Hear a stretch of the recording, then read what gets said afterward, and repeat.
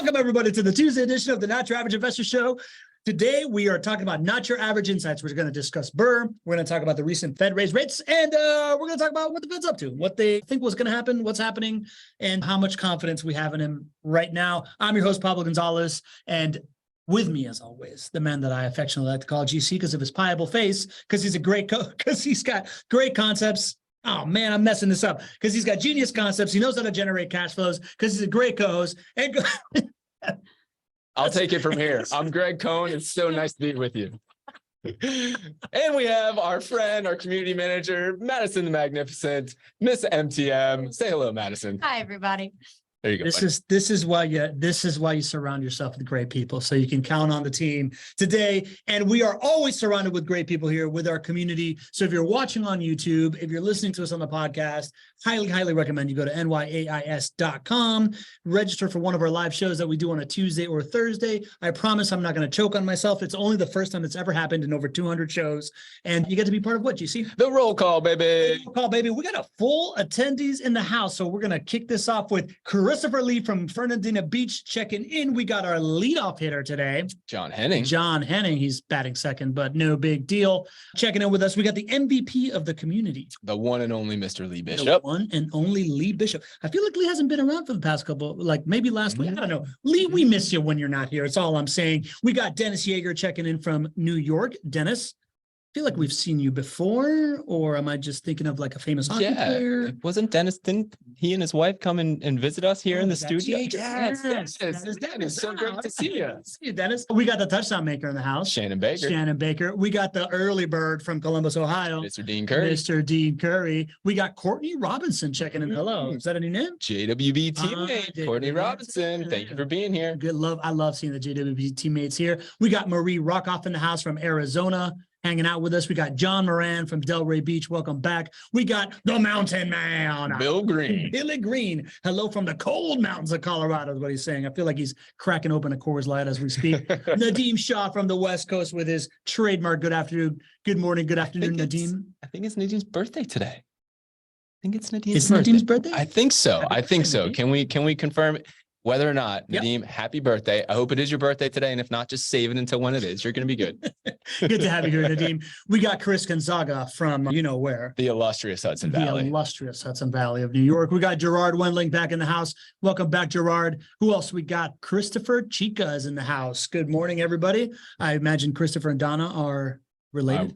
Mary? Yeah, of course they're related. I hope they're watching together. I hope Donna's there too. It's nice to see you, The Chica Christopher. family. We might have a third family in the house. Who knows? We got David Blattner in the house. Good to see you, David. We got Terry Ingram. Howdy from Orlando checking in. Good to have you in the house, Yeah, Terry. great to see you, We got Terry. the second family, the regulars of the show, Gary and Rosalind Riley checking in from Marietta, California. We don't Salute you. Really know what to do with the second family.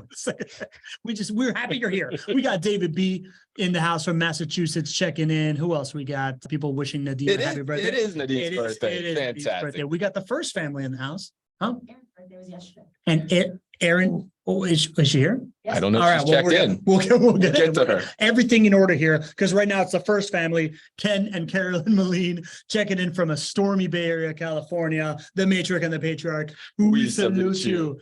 We got a karaoke witness in the house.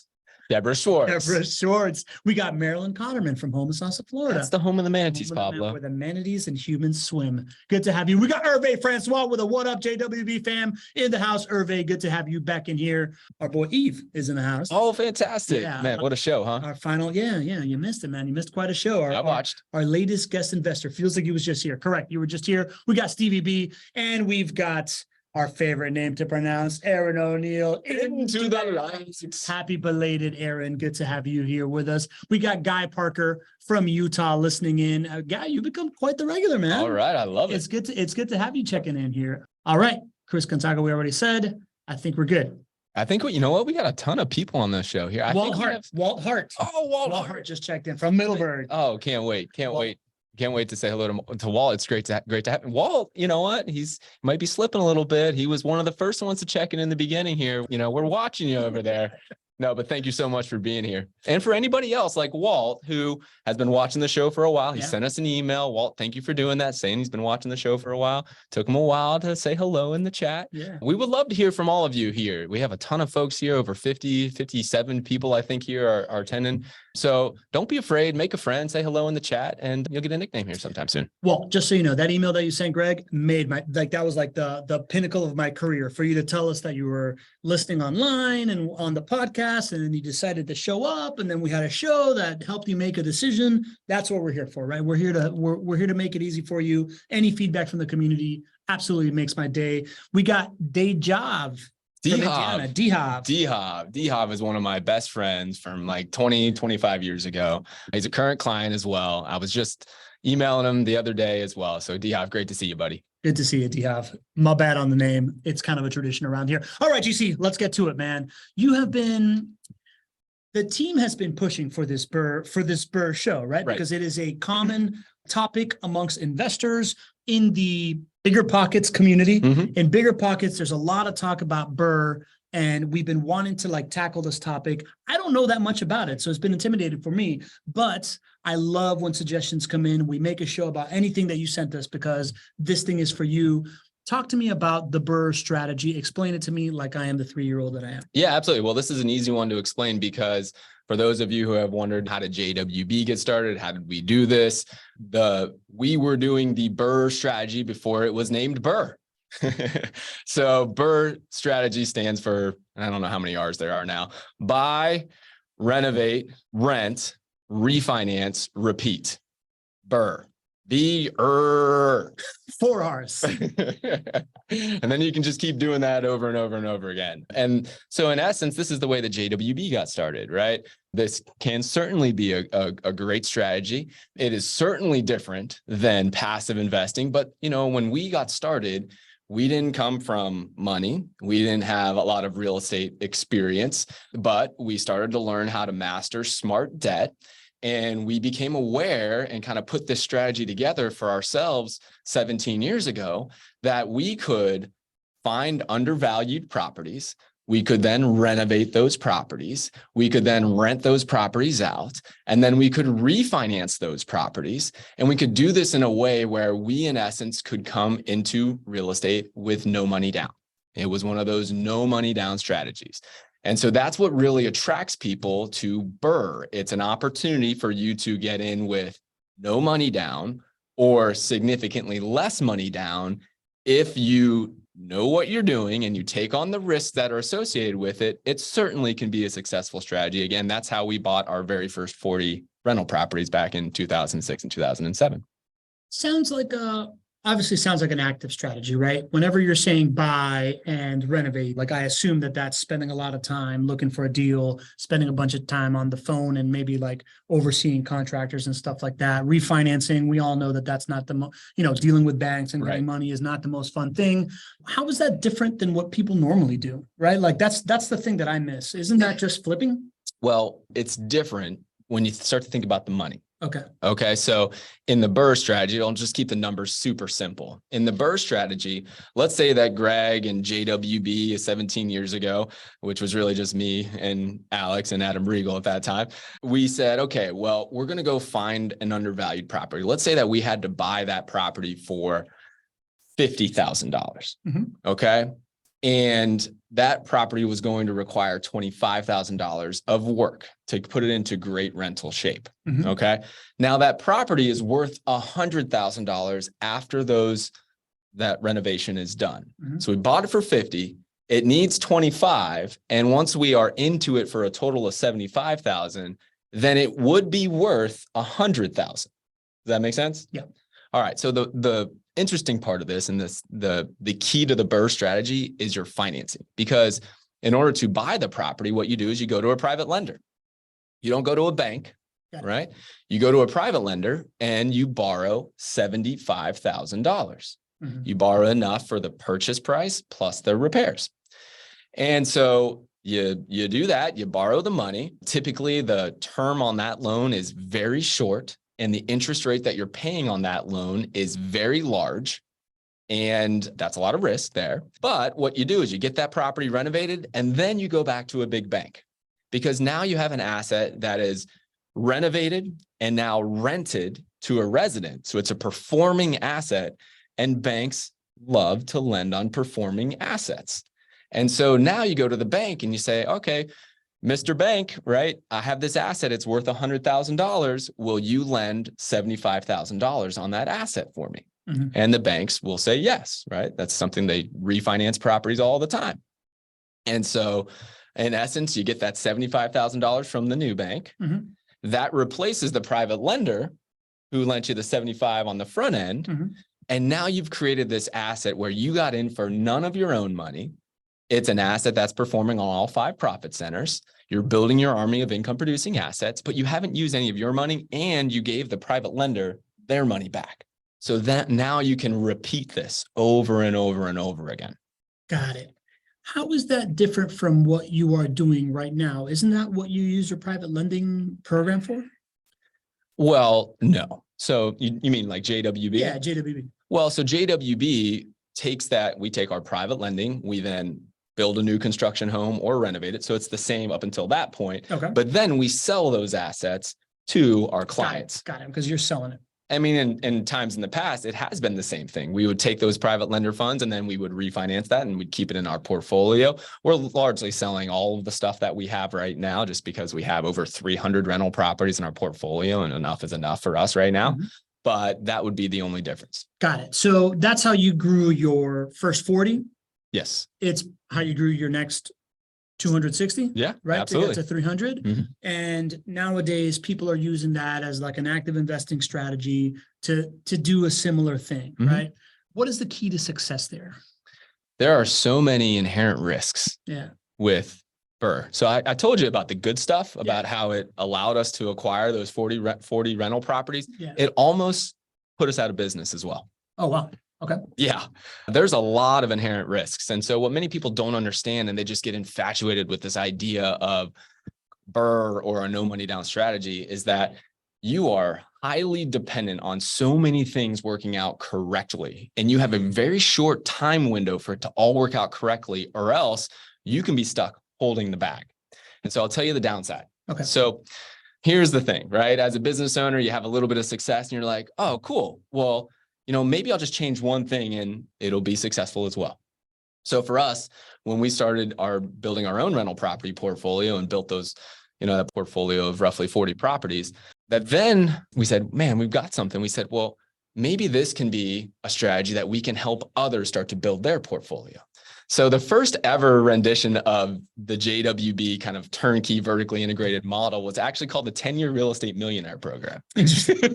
Would not have seen that coming. All I right. could probably find some old marketing materials, the 10-year real estate millionaire program. Oh man, we've learned a lot on marketing and sales over the years. Got it. But that 10-year real estate millionaire program was based on us creating the same no money down strategy for a client. And so I think there were probably 10 clients, 10, maybe 15 properties that we sold with the same strategy. So basically we would sell the property to a client. We would arrange the private lending funds for the client. Mhm. We would do the renovation. We would rent the property out, and then we would assist the client on a refinance.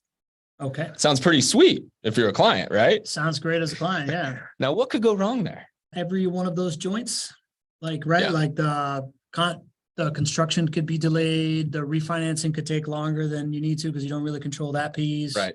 That sounds like the two big ones. Yeah. So on the front end, the private lender is probably, I think it was 12 or 14% is what the private lender was charging. Mhm. So now I've got this new client that is paying 12 or 14% interest. There was a 1-year term on that loan. So your clock's ticking to buy the property, to renovate it, to rent it out, and then to refinance it all within a year. Well, guess what happened in 2008? Stuff got hard. Yeah, refinancing. Yeah. So one of the things that Adam Riegel, my business partner, still has in his home office today is he has the day that we got all of our loans denied in a single day. I think there were 8 denials at that time, which 8 denials for us was our entire inventory of sales at one time. And that represented income for JWB, but it also represented those clients that we had set this up for, Mhm. not having those 12 or 14% interest payments. And all of a sudden in 2008, lending completely shut down because of the Great Recession. And that meant that all the loans that we had were denied with no idea of it. Banks were not lending at that time. So no way for us to help our clients refinance out of those properties. And we just set them up for loans that had a 1-year term on them and they were paying 12 or 14%. Oh, wow. And so we had a client who was in a really tough spot, and we had a lender who's also a client who's in a really tough spot. Yeah. And we created all of it Wow. through BRRRR, trying to do it for others. And now the way that that all ended up is JWB paid every mortgage payment for years until we could refinance our clients out for us. Wow. Or for them.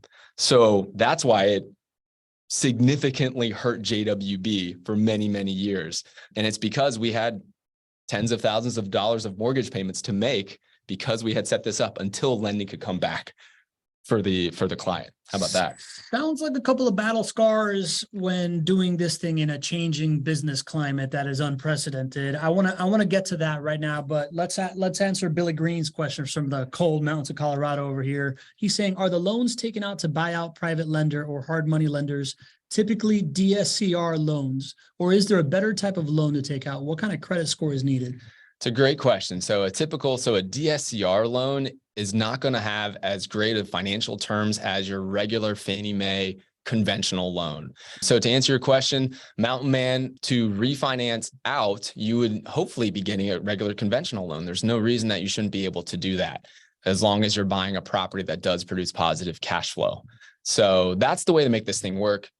For BRRRR to work the right way, you end up with a great asset that produces on all 5 profit centers, and it's in a great long-term fixed rate loan, and that's a conventional loan is what you want to get. Yeah, tons of war stories here in the chat of people having gone through the same thing. Tara's like saying, wait, so you were the 1-year lender? No, there's a lot of moving parts, Tara. So in the situation that I just described, which was the complete worst case scenario of a company trying to do BRRRR at scale, we were not the 1-year lender. The 1-year lender was a JWB private lender, meaning another client who we have a relationship with, and they typically do private lending to us. We organized for them to do the private loan to another JWB client who was buying the turnkey rental property from us. So technically, we didn't have liability to repay the loan or what have you. That was technically between the lender and the turnkey client who was buying the property, but that's not how we operate. We set this entire thing up. Our trust was on the line through this entire process. So that's why we, of course, did what needed to be done for years to make sure that everybody was taken care of. Yeah, and it looks like that thing didn't hit just y'all, right? Like Margaret Smith is putting here in the chat. I remember that day I was in San Diego for a Than Merrill Wealth Builders workshop, getting dressed to go downstairs for a day of learning, saw nothing but G.W. Bush on the TV saying, seems we don't have the banking system, or words to that effect. Everything went south for our investors in South Florida, right? So plenty of people left holding the bag. Essentially the spark of like the financial crisis, right? Like all this kind of like all these dominoes started falling the moment that money started getting cut off, right? 100%. Yeah. So let's talk about today then, GC, right? So if that's what happened back in 2006, 2007, when that happened, we are right now in a moment where I don't think the bank system's going to fail, even though it's sparked a couple of different things. Sure. But we are in this weird place of super high inflation plus interest rates going up and some unprecedented time in the systems. What is unique to what could you see it if I was doing the BRRRR method right now? What would I be worried about that's unique to what's happening now and that hasn't been happening over the last 10, 15 years? Well, before I get to right now, Yeah. what I think is so misunderstood about the BRRRR methodology is that even in normal times, a normal real estate market, not any of those things that you just described here, people just simply do not understand the risks that come along with BRRRR. Okay. So let's talk about just normal times before we get to your question, right? Pablo, have you ever heard of a property under appraising? Not often. I don't know, man. I don't do this a lot. Yeah, you're right. I probably teed up a question that you really don't have a lot of familiarity with. All right, that's on me. Well, for any of you out there who are listening or who are in the chat, some of you are a little bit more on the active side. Have you ever had a property that underappraised where, you thought the value was this, and then an appraiser went out there and maybe had a bad day and they came back and it underappraised? I see a whole bunch of notes coming in here. Right? Everybody here has more experience. In this there we game, go. right? Yeah, You guys are awesome out there. At least, yeah. It happens, right? It happens. Even when you have strong comparables, sometimes you have an appraiser simply has a bad day. It just happens. So in this case, if you do everything right all along the process and you get to the final step and you go and you get an appraisal and the value's there, but the appraiser doesn't agree with you, well, guess what? You can't move forward with that loan. Like in that example of where the home was worth $100,000 and I was into it for 75, if the house appraised for 80, because that's what the appraiser thought. Yeah. Well, I can't move forward with that loan. Yeah. And so what happens is I'm still stuck with that high interest, short term private loan or hard money loan. Yeah.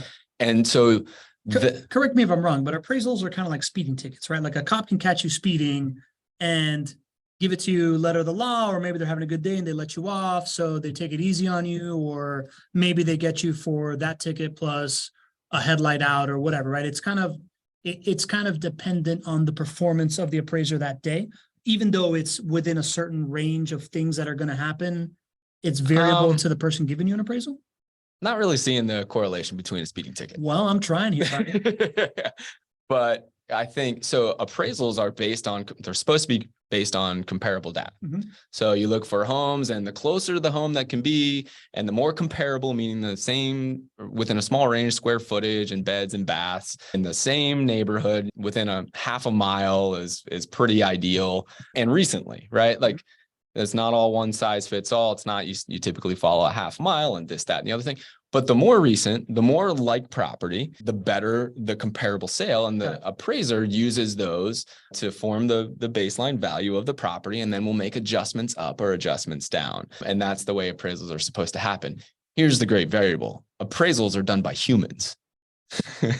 That's like a speeding ticket, right? Speeding tickets are by humans too. Yeah, there you go. All right, gotcha. So I think the vast majority of appraisals are done pretty well, but it is not unheard of for you to get an appraisal come back. If you go this BRRRR method, come back and just absolutely think that this appraiser is from Mars. Like I've done this tens of thousands of times now, and it happens. So when that happens, it's an outsized risk for you as a BRRRR investor, because now you have to restart the loan process again. There's no like going back and challenging the appraisal. Like there is a thing called an appraisal review, but ask me how many times I've challenged an appraisal and asked an appraiser to go back and edit their own work. Yeah, and say that they were wrong. That their ego gets in the way when you do that type of stuff, right? I mean, I'll be a little bit more PC, right? I've just never seen an appraisal review come back when you ask somebody to look at the work that they just did and say, hey, do you think you were wrong? I've never seen that. So what ends up happening for the BRRRR investor is you now have to restart the loan, which can take months. And again, you're on a short time frame here. Like you bought it, maybe it took 4 months or 6 months to renovate that property and to get it rented.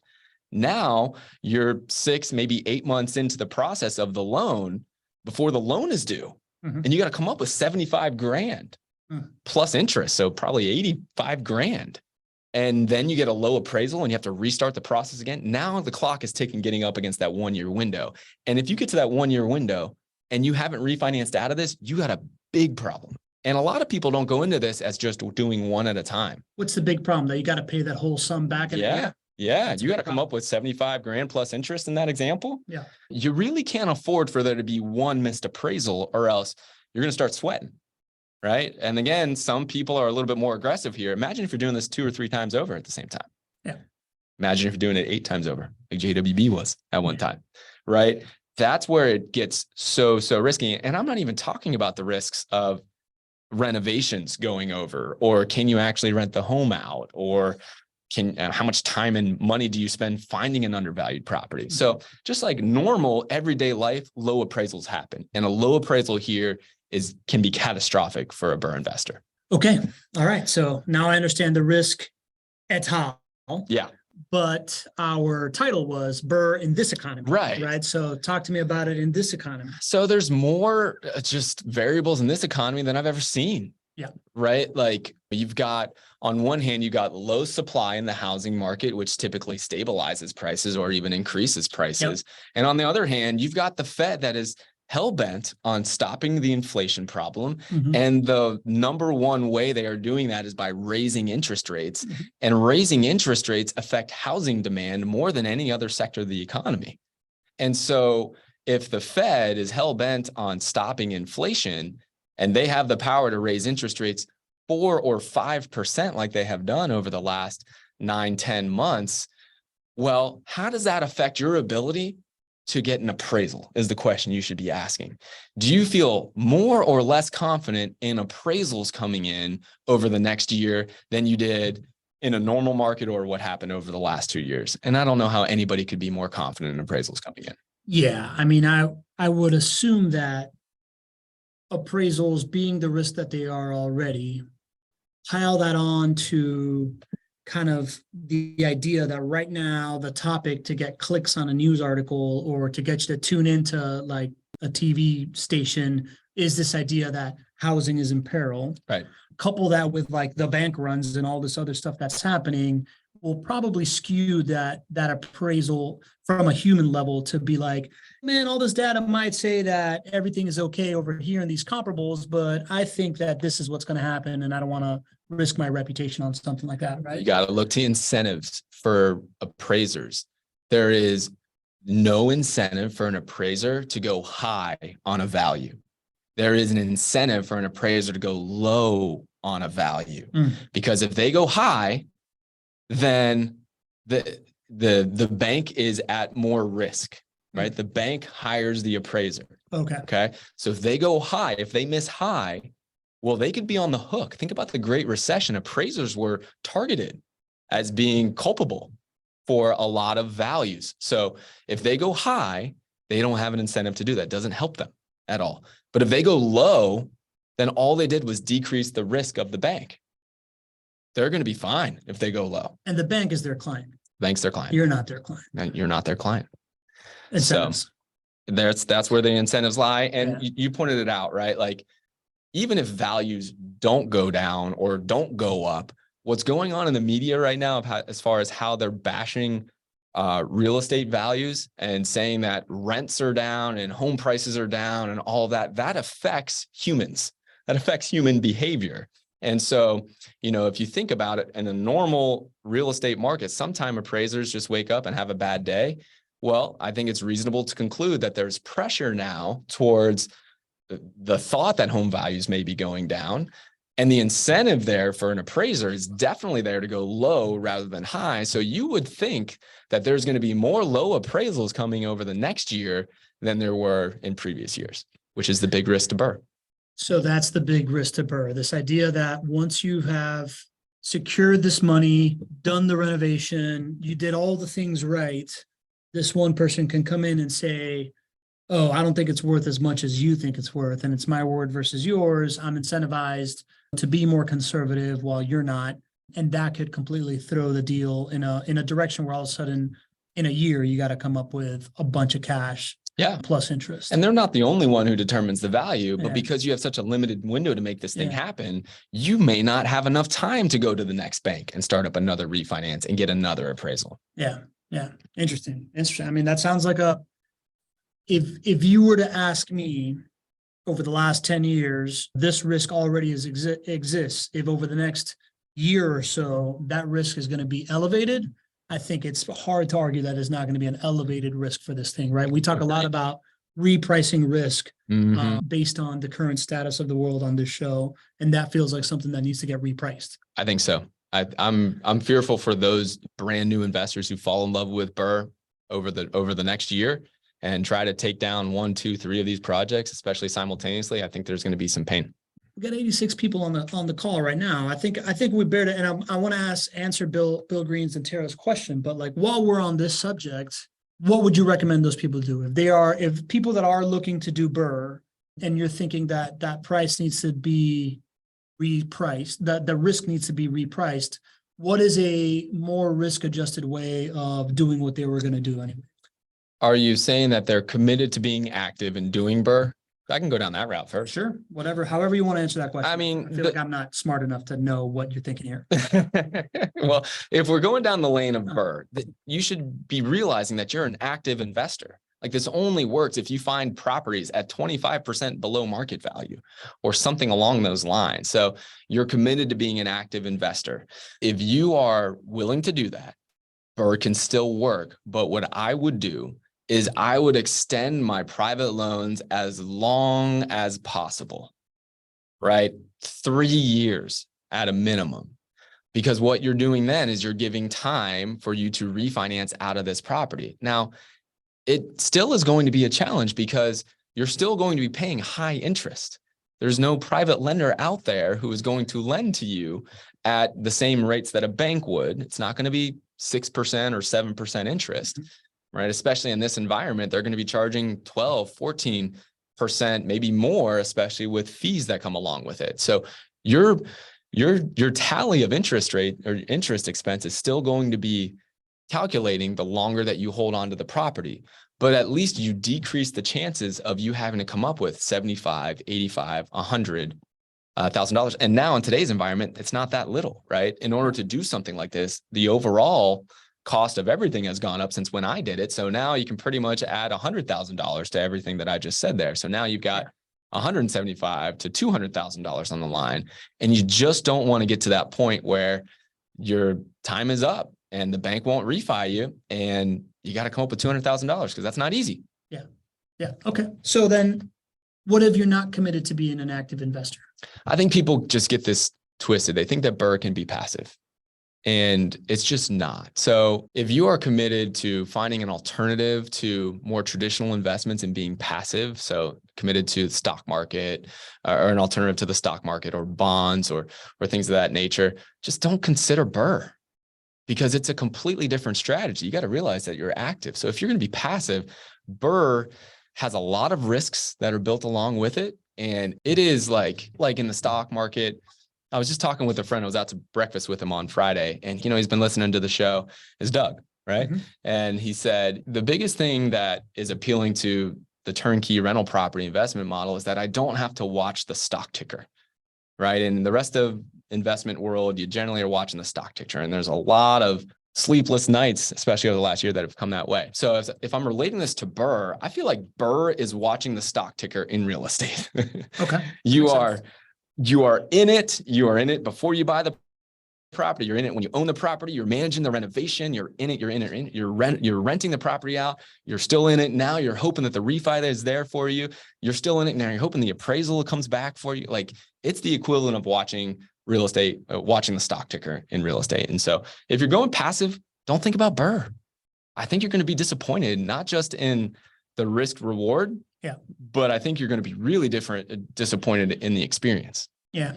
We talked about this, I think last week, and now we'll answer these questions, but it sounds to me that right now, if you are, like, I was just in the WhatsApp chat talking to the account buddies, right? Like our Spikeball friends, right? They all have money that they're kind of sitting on. They're underwriting deals, they're private money lenders, they're active investors. And they're like, man, I'm on the sideline. Like, I'm not doing anything with this thing because I'm waiting for something to happen where they can find something. For me, I was like, guys, I'm more of a passive investor. I'm not getting involved I don't want to get too involved. I'm building my business on the side. And to me, what's very clear is that we're in this weird, and we're going to talk about it more later on the show, but we're in this weird kind of like 1 to 2 year period where stuff is going to get weird. I mean, our price is going to stay the same. Are they going to go up? Might they go down a little bit? Who knows? But in the next 2 years, I'm not super secure on where stuff is going. So I'm thinking a little bit further out, right? And I think in like 5 years, we'll be back to lower interest rates than wherever it's going to go right now.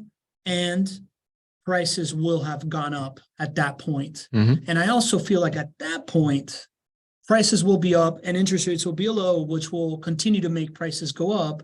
And what I really want to happen is a short-term window where I'm not losing money on preserving my capital, like we talk about on the show. So sure. I don't feel great about the stock market. I don't feel I bought a little bit of Bitcoin because to me, that's like an upside bet maybe, but the majority of my capital in a bond or in cash, I feel like I'm losing money. In the stock market, I feel like it's watching the stock ticker. I just see kind of like this like passive investment of parking it with a done for me turnkey provider that's going to get me through these times, at least until it gets less funky. And then at that point, have the opportunity to refinance or have the opportunity to do whatever I want, but my money has been in play and I haven't lost any. Like that's kind of how I see it from the very passive standpoint. Is that wrong? No, I think you're right, man. I think this is a time to be defensive Yeah. with your money. In recessions, you want to be defensive. And, you know, when you're talking about rental properties, you can easily call that a defensive play, and there's nothing wrong with it. It's a defensive play and it has upside. Yeah. But the defensive nature of it is capital preservation. It's the fact that it beats inflation, right? It's the fact that it turns equity into income. Those three things that we talked about before all of this recession talk. Yeah. I mean, those are the type of plays that you want to make right now. Yeah. Stevie B's asking me if I think rents will suffer in the short term. I don't think rents will suffer in the short term. I think if anything, and you correct me if I'm wrong, but like, I think rents are going to stay steady because the people that can't buy a house now need to rent. So I don't think that that's really going to suffer. If anything, I would think maybe there's a small increase in vacancy. I don't know. Like, what do you think about rents? I've been spending a lot of time looking into this because this is critical to the health of all of our investments. Yeah. I feel really confident about rents going up. Okay. I really do. I think the market dynamics are moving in that favor. It's important to realize that it's not that crazy of a take for me to say that rents are going up because rents have never gone down nationally as long as we've been tracking. Yep. Like not just us tracking, like as long as the government has been tracking. So it would be really weird to say that rents are going down. It would be the first time in history. So, but beyond that, I think rents our number comes from John Burns, who has great perspective, not just of the Jacksonville market, but all over. And for the Jacksonville market, he estimates rents are going up 3.3% this year. And so that's the number that we expect as well. Okay.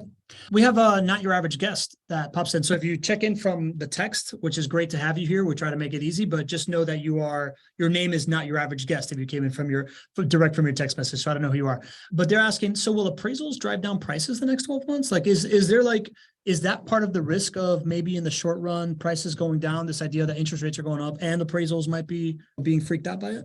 I mean, it could. Yeah, it could. It's one of those factors. I think your biggest factors are supply and demand, so that we are very undersupplied in Jacksonville and a lot of markets out there. So that's pushing prices up.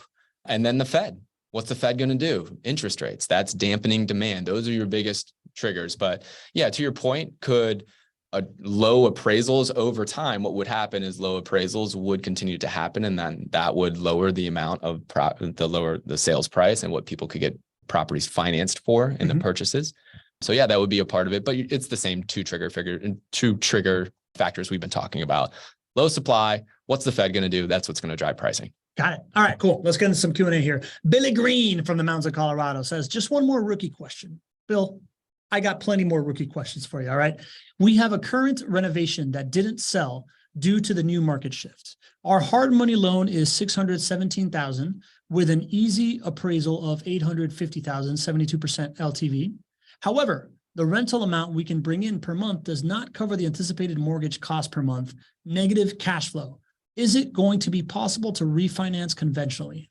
Yeah, so conventionally financed properties don't take into account, they don't have to meet a certain threshold for your debt service coverage ratio. So that's a great thing in your favor. So the fact that it is not cash flow positive, that shouldn't be a reason that the strategy won't work for you. Of course, I would love for it to be cash flow positive for you, because then however long it takes for you to get refinanced would be a cash flow positive situation for you. But no, that shouldn't, result in less of a chance of you getting conventionally financed.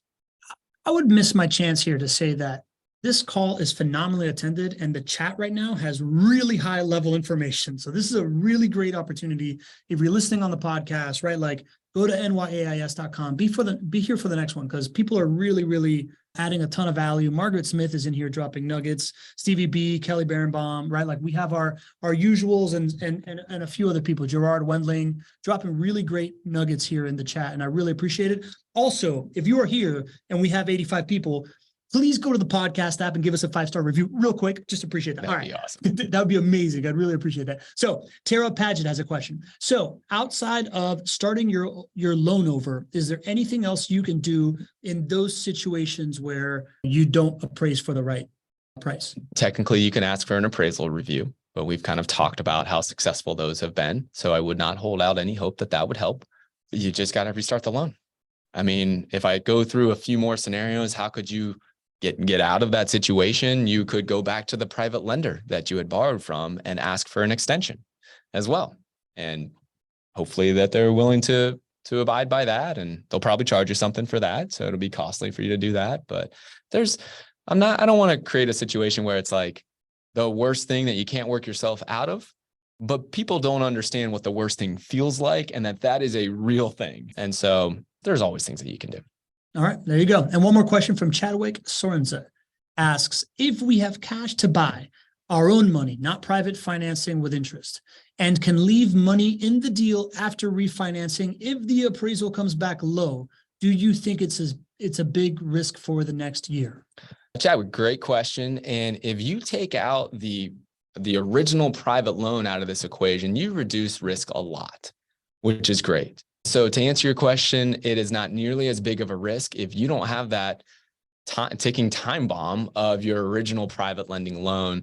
The problem with BRRRR is the reason most people get into it is for a no money down strategy, and that requires having that private loan right off the bat. So if you're thinking about doing it with cash, then you've really taken that off the table there.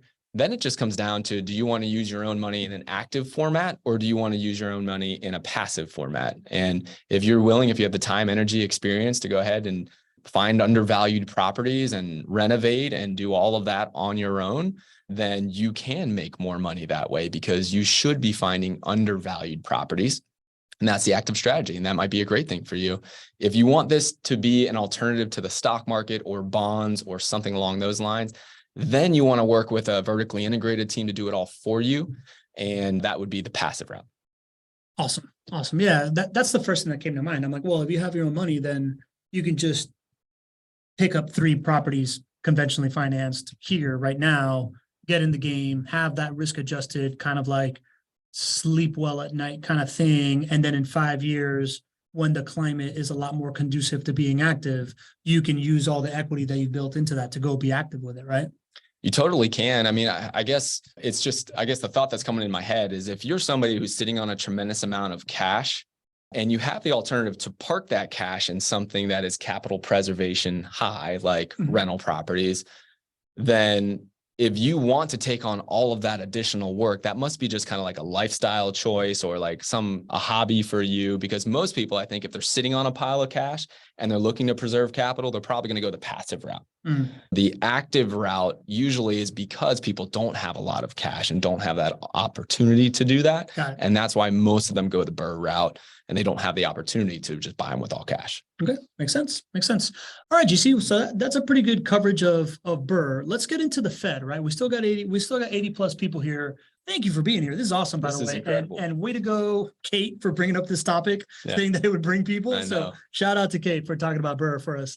The Fed recently just raised the interest rate 25 basis points. I'm starting to understand this language, right? There you go, dude. 25 basis points is 0.25% of a rate hike. I finally figured that out.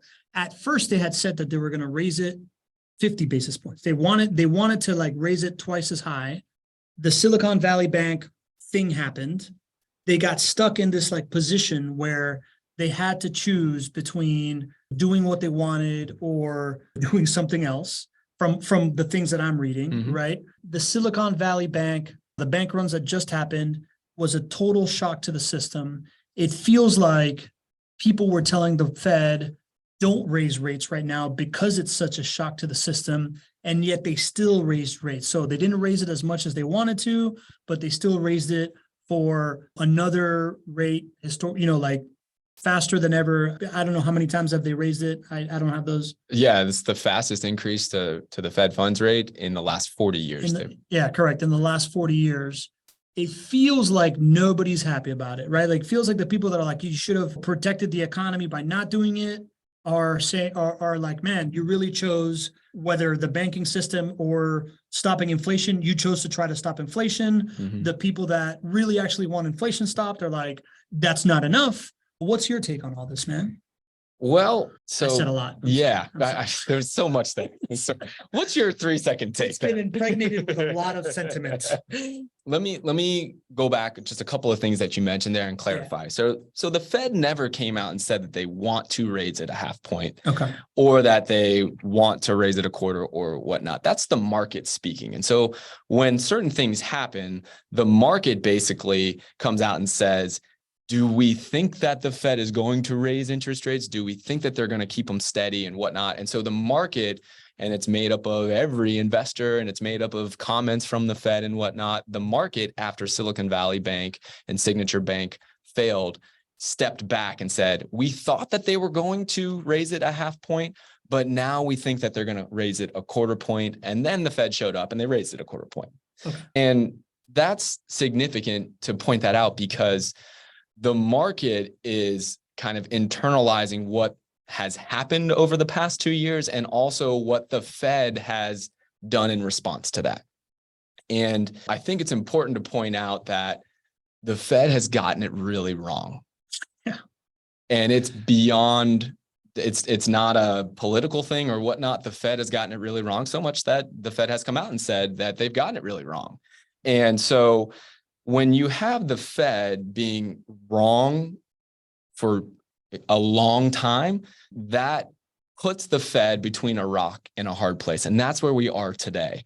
And so the fact that we have an economy that is sort of reeling from what happened to Silicon Valley Bank and Signature Bank and other banks that are having issues, and then there's a meeting with the Fed to decide how much they want to raise interest rates, the Fed never wants to be put in that position.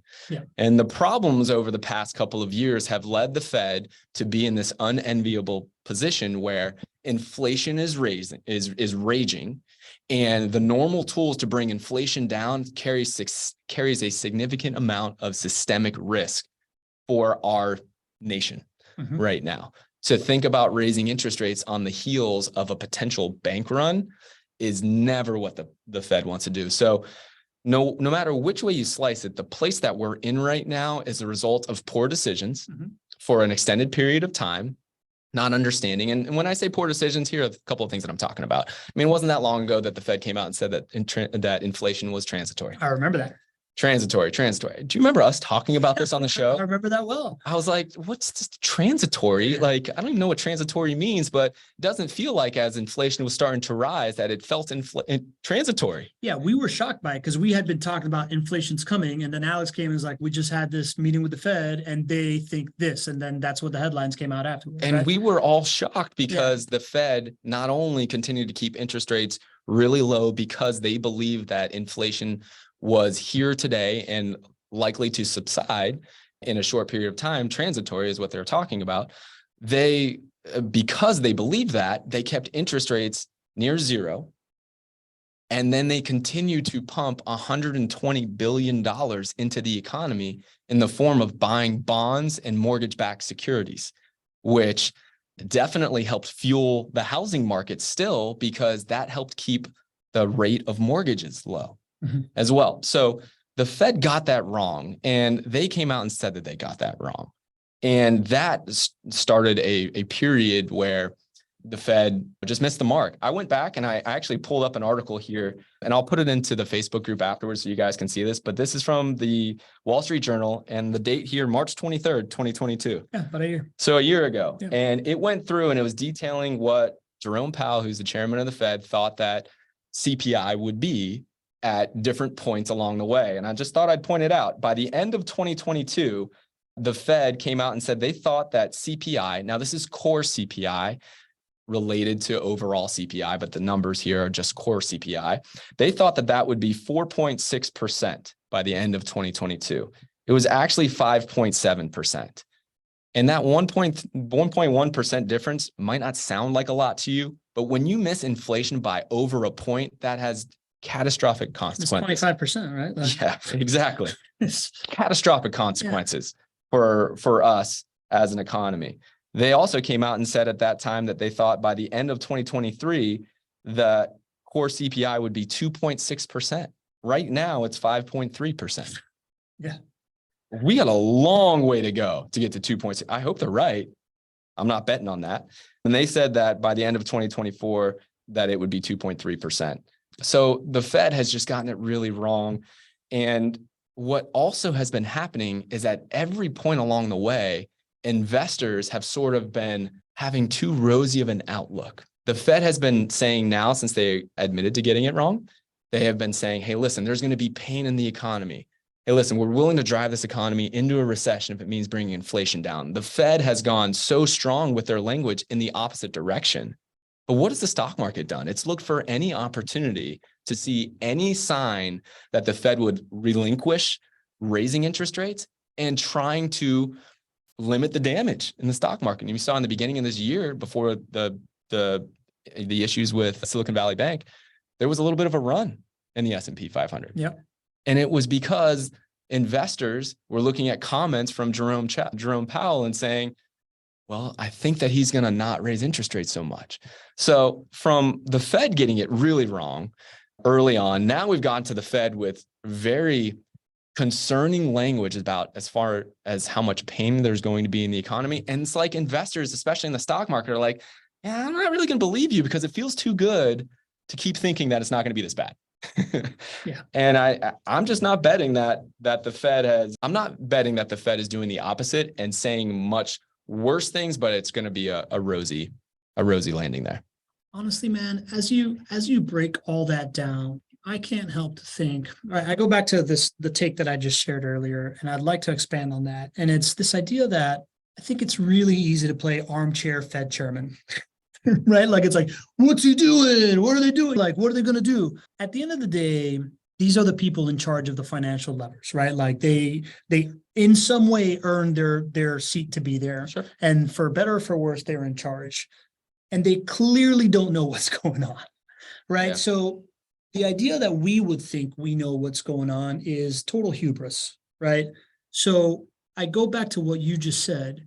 It doesn't feel like a time to play offense. It feels like a time to really price risk correctly, right? To the things that you've said. I mean, there's two ways to think about it. You can sit around with cash and let that cash devalued for however long that's going to happen for the chance to get back in and play some offense, or your defense can take the field right now and have a great hold, right? Like, you can preserve capital.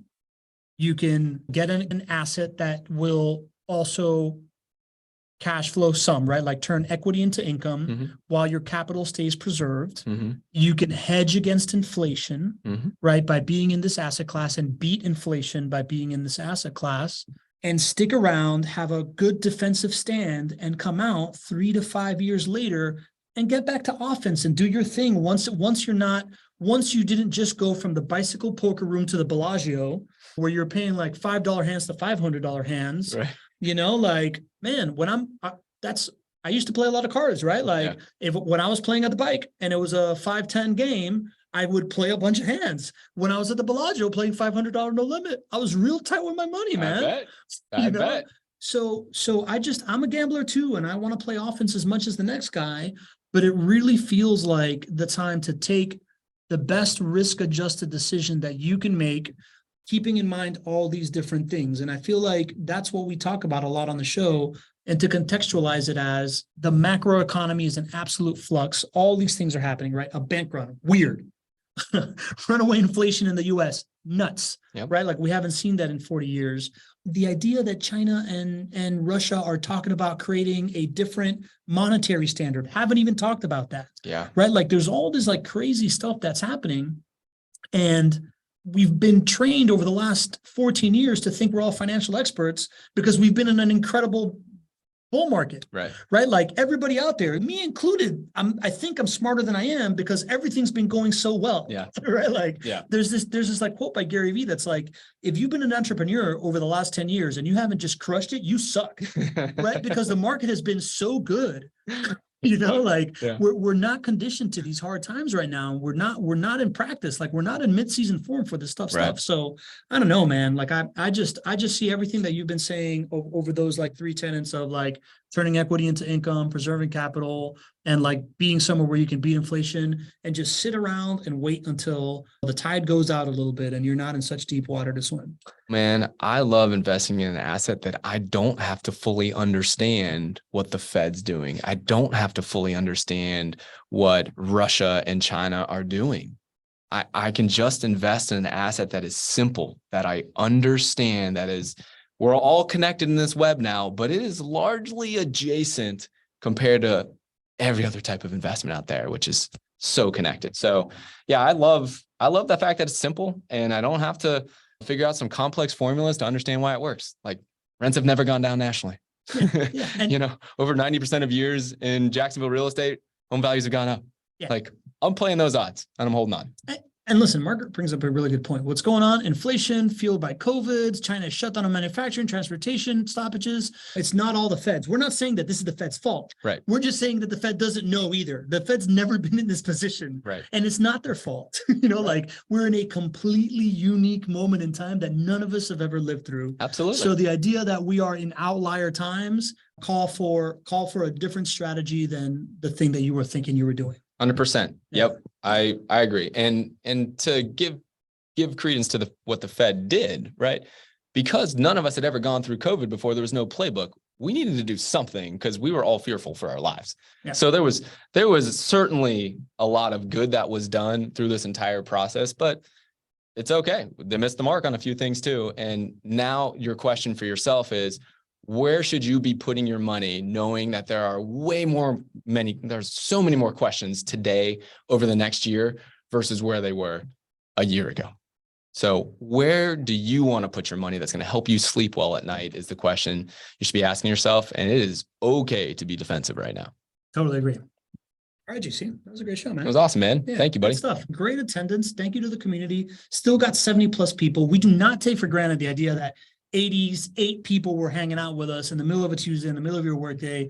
Never take it for granted.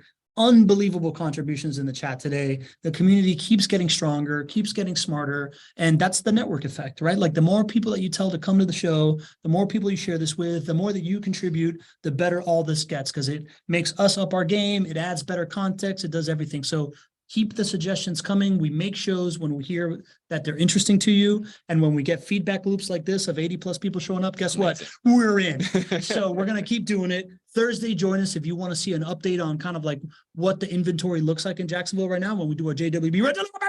And I'll leave it up to you, JC. No, I think this might be our highest attended show on a Tuesday, absent of a quarterly call in maybe ever. Yeah. So thank you guys. These types of market signals just mean it's beyond just like market signals. It just means the world to us that you're here. So, and then from a marketing perspective, we're like, we're going to do more of this. So thank you guys for being here and for telling all of your friends to be here. And we can't wait to see you on Thursday. All right. And as you know, we're living in weird times. You just can't play by the average playbook. You can't be average. See you on Thursday. See you.